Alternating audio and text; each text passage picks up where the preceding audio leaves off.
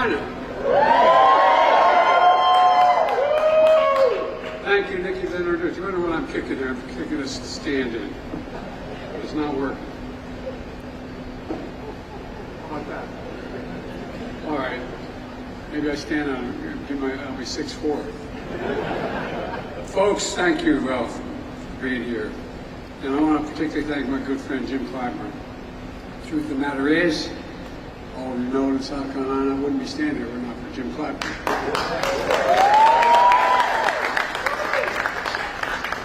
Jim has been one of the most consequential leaders in South Carolina history, in my view. He's tough, he's loyal, he's principled, and he let me, I want to tell you something. If he has your back, he always has your back. And Jim is good to be back in your home with you and your daughter. And look, former Mayor Steve Benjamin couldn't be here today, and you all remember Steve as your mayor, because he's traveling with his family. And it's great to have him here, have him part of our team. But his mom and dad are here. By the way, if you have seats, sit down. I'm sorry. I once said, everybody take a seat, and there were no seats. I said, Biden's so stupid he didn't know there were no seats. Anyway, also want to thank the leadership of Enphase and Flex for hosting this. You know, I'm here to talk about what we're doing to invest in America. And I mean invest in America, all of America, starting here in South Carolina. And to talk about the progress we made in building an economy from the middle out and the bottom up, not trickling down. When you build from the middle out and the bottom up, everybody does well. The wealthy still do very well. But that trickle-down economy, not a whole lot dropped on my dad's kitchen table growing up. It's all part of an economic vision for this country. I came to office determined, to the point that some of my own team thought I was too determined, to change the economic direction of this country, to move trickle-down economics and get rid of it for everyone.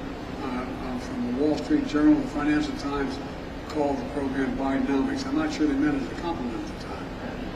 Our plan is working.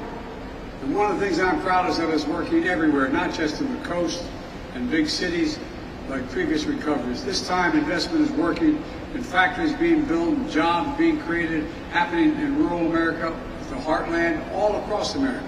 In communities that have been left out and hollowed out. This is what it looks like across the country. Over 13 million new jobs since I've been elected to office. More jobs than any president's ever created in the first 2 years. Nearly 800,000 manufacturing jobs, including 14,000 in this state alone. This state alone. And again, that's more in 2 years than was created in 4 years in any other administration. Unemployment been below 4% for the longest time in 50 years. Inflation is less than half of what it was a year ago, and we're continuing to work on it. You know, I know we have more to do. Bringing down inflation remains one of my top priorities. Job satisfaction nationally is at a 36-year high. The share of working-age Americans in the workforce is as high as it's been in 30 years. Remember they used to say, Biden spending all this money to keep people from working? People are off the sidelines. 20 years high. Higher than every single one of my predecessors. And to pay for low-wage workers, the pay for low-wage workers, has grown at the fastest pace in 2 decades. And folks, it's no accident. It's Bidenomics in action. Trickle-down economics has failed the country for decades. It means slashing public investment on things that helped America lead the world in innovation. You know, we used to invest 2% of our entire gross domestic product in research and development. You know what it is now? 0.7%. We used to be ranked #1 in the world in research and development. Know where we're ranked now? #9. China's #8 a decade ago, and now China's #2. And other countries are closing in fast. This is the United States of America, for God's sake. We used to have the best infrastructure in the world, rated #1. Now we're rated #13 in the world in infrastructure. How can you have the best economy in the world and not have the best infrastructure in the world? Under my predecessor, Infrastructure Week became a punchline. Every month. Anyway, I won't get into it. On my watch, we're making infrastructure a decade headline. A decade. Yesterday, we announced that since I took office, we've attracted $500 billion, $497 billion in private investment in American manufacturing, both here and around the world. It's historic. And it's Bidenomics in action. Instead of exporting jobs to cheaper labor costs, what we did for decades, we're creating jobs here and exporting American product. Product, not jobs. That's the story here in South Carolina. Earlier, we heard the leadership of Enphase say that $60 million they're investing here. Well, that's 1,800 jobs across the country, and up 600 permanent jobs right here in South Carolina. All a direct result of the so-called Inflation Reduction Act we wrote and passed. Well, that's largely in the past, where so much money is coming in to make all this happen. By the way, parenthetically, I want you to hear about the deficit. I cut the deficit $1.7 trillion in 2 years. Nobody's ever done it. Cut the debt $1.7. It generates income. It generates growth. Enphase first commercialized the component that converts solar energy into electricity. All that solar energy doesn't do a whole lot of good if you can't do it and convert it into electricity. It's called, they invented a thing called a solar microinverter. Jobs that used to go to Mexico, India, Romania, and China are now coming home to South Carolina. Now Enphase is partnering with Flex to make these parts here in South Carolina. And today, they're shipping their first microinverters made in America.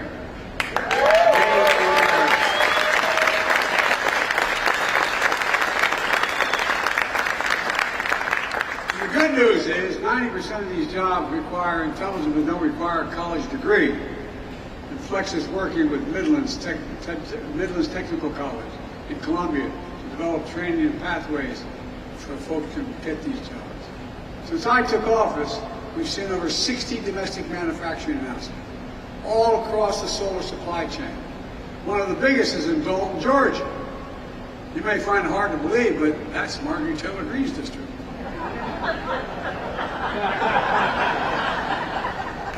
I'll be there for the groundbreaking. Look, just today the Department of Energy announced new incentives for companies to bring solar power manufacturing back to our shores.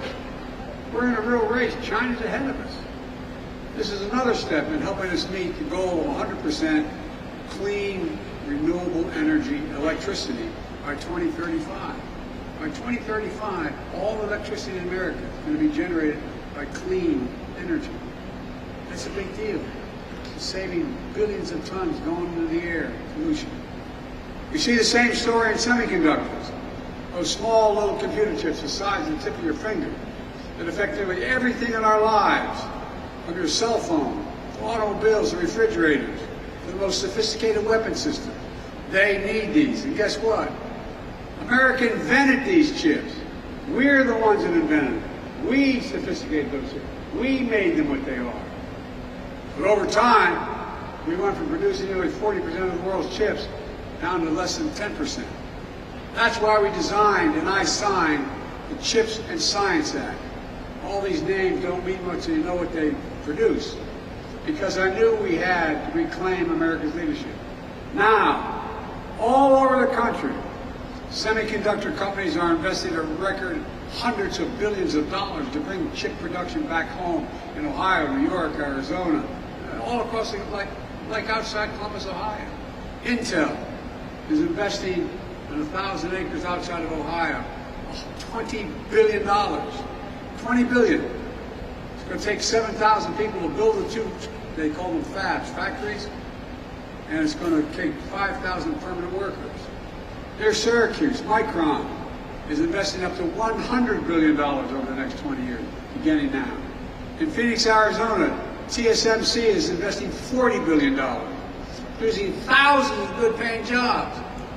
As I said, for example, in Ohio, those 7,000 jobs building the facility are going to generate economic growth in an entire region outside of Columbus, because they're generating, they bring along, you need stores, you need drugstores, you need a lot of things to maintain those jobs. And we're also seeing 3,000 jobs, those 3,000 jobs working in the fabs can make $100,000 a year. That's the average salary. And you don't need a college degree. Making 100 grand. The middle class, this is a game changer. We're investing in the American agenda is about bringing supply chains home. Clean energy future, made in America. Before the pandemic, supply chains weren't something most Americans thought about. If I said to you 6 years ago, we're worried about a supply chain, you look at me like, huh? Well, I would have looked at you the same way. But today, after delays in parts and products, everybody knows why supply chains matter. We know for too long, China's dominated the production of raw materials needed for critical products. That's why we're building alliances with our friends all across the world, increasing our production here at home to create alternative sources for the minerals we need.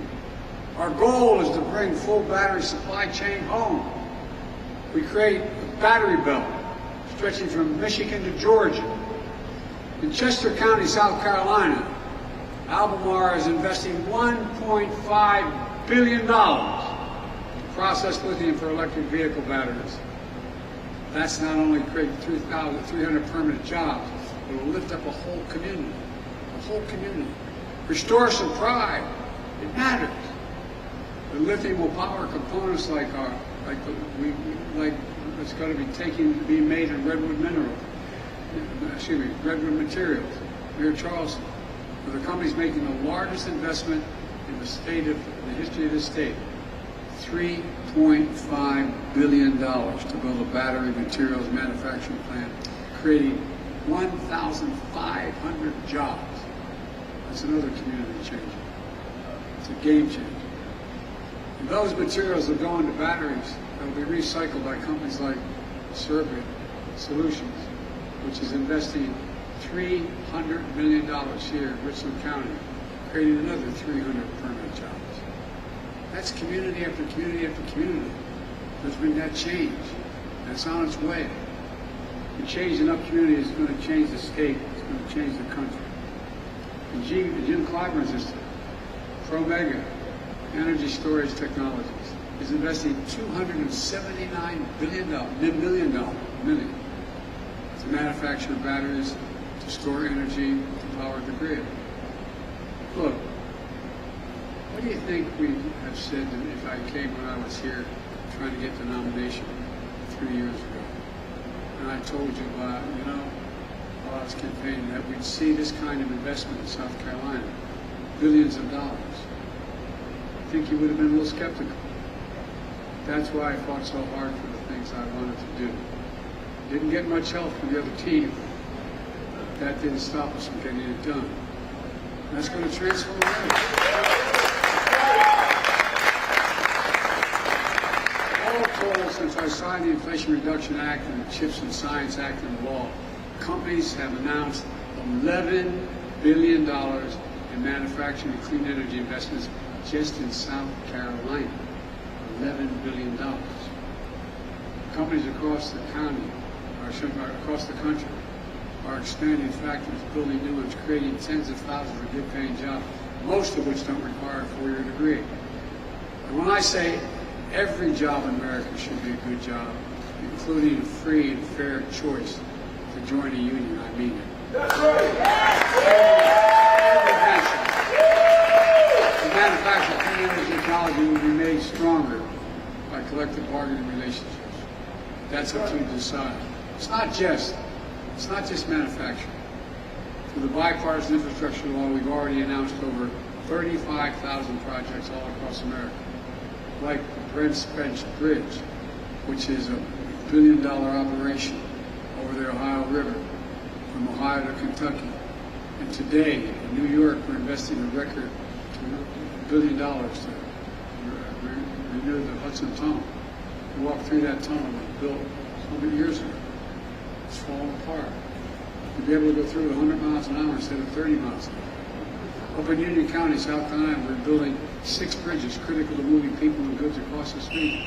Each bridge is over 60 years old with weight and volume restrictions that cause detours, congestion, and supply chains. The oldest one is where South Carolina 49 crosses the Tiger River. The biggest one, right here in Columbia, Malfunction Junction. You all know it. How many years have we talked about fixing Malfunction Junction? Well, now, thanks to Jim Clyburn and help from the infrastructure law, it's finally going to get fixed. It's going to get fixed. We're removing every single lead pipe in America. More than 100,000 lead service lines go into homes here in South Carolina. And they're a risk to everyone's health, including children. So it's time to get them removed and replaced. We're building. We're helping Richland School, District 1 here in Columbia, purchase 16 new electric buses. Woo! Because guess what? The diesel buses cause accidents. They cause problems. They cause additional problems. You all remember during the pandemic that thousands of people in this state didn't have a connection to high-speed internet, wherever, in their business or their home. Everybody now talks about it. We're going to close that digital divide. That divide between those who have reliable internet connection and those who don't. South Carolina is receiving $1 billion to close that divide, connecting every home and small business across rural America, rural South Carolina, that doesn't have reliable high-speed internet. Thanks to Jim Clyburn's Affordable Connectivity Program, fancy name, but it's real, that's saying that 359,000 South Carolinian families are already saving $30 a month on their internet. Look, we're doing this in communities all over the country. You can see exactly where the money's going and whether you're affected in your community here by going to invest.gov.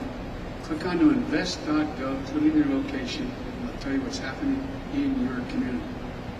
You all see projects we're delivering in communities all across America. Look, implementing this legislation also has another transformative impact. All those members of Congress who voted against it suddenly realize how great it is, and they're bragging about it. As my mother would say, God love it. I want to thank Senator Grant for voting for the bipartisan infrastructure and the CHIPS and Science Act. I wish he had voted for the rest. Every Republican member of the Congress voted against the Inflation Reduction Act. Everyone. Every Republican member of the House in this state voted to repeal the clean energy provisions of the Inflation Reduction Act. That attracted all these jobs. You know, and then after that effort failed, the Republican Study Committee, which includes over 3/4 of the House Republicans, just released a plan to go at trying to repeal it all again. That hadn't stopped them, though, from claiming credit. Now that billions of dollars and thousands of jobs are coming to the United States. It's not unusual. The distinguished senator from the state of Alabama, former coach of the university, strongly opposed the bipartisan infrastructure bill. Is now hailing its passage. He said, quote, "Great to see Alabama receive critical funds to boost ongoing broadband efforts." Yeah, it's great. That's all right, because I'm one of those guys that believe in conversion.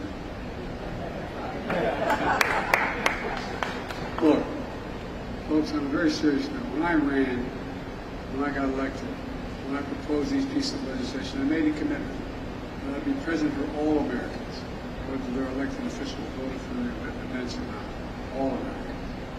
Wherever you voted for there. And I've kept my promise. In fact, some analysis has said that the laws I've signed are going to do more to help red America than blue America. Well, that's okay with me, because we're all Americans. Because my view is, wherever the need is most, that's the place we should be helping. And that's what we're doing. Because the way I look at it, the progress we're making is good for all Americans, all Americans. Let me close with this. I'm not here to declare victory on the economy. I'm here to say we have a plan that's turning things around quickly, but we have a lot more work to do. When I came to office, we had a fundamental decision to make. Would we continue down the trickle-down economic path, the policy that has failed us time and again. It grew inequality. It saw jobs shipped overseas. Towns hollowed out. When I ran, I promised we would not continue down the trickle-down path. But here's the simple truth about trickle-down economics. It represented a moment when we walked away from how this country was built. Bidenomics is just another way of saying restoring the American dream. 40 years of trickle-down limited the dream for those at the top. But I believe that every American willing to work hard should be able to get a good job no matter where they live. In the heartland, small towns, in every part of the country. To raise their kids on a good paycheck, keep their roots where they grew up. That's the American dream. My dad used to have an expression for growing up, my word. He'd say, Joey, a job's about a lot more than the paycheck. It's about your dignity. It's about respect. It's about being able to look your kid in the eye and say, honey, it's going to be okay and mean it. That's Bidenomics. It's rooted in what always worked best for this country. Investing in America. Because when you invest in our people, when you strengthen the middle class, we see stronger economic growth that benefits everybody. I've long said, it's never been a good bet to bet against America. And I can honestly say I've never been more optimistic about America's future. We just have to remember who we are, for God's sake. We're the United States of America. There is nothing beyond our capacity if we work together. So let's continue to work together. God bless you all, and may God protect our country.